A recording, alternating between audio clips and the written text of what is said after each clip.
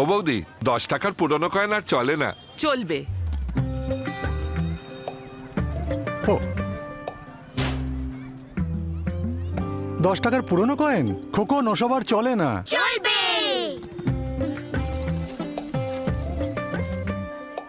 কত হয়েছে? 210 টাকা।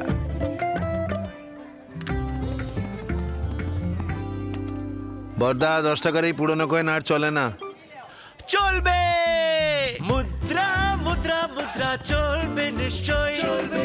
গুজবে কান না দিয়ে আমার কথা শোনো, আমি তো চলবই। আর আমার সঙ্গে 50 পয়সা, 1, 2, 5 আর 20 টাকার নতুন পুরনো মুদ্রাও চলতে থাকবে।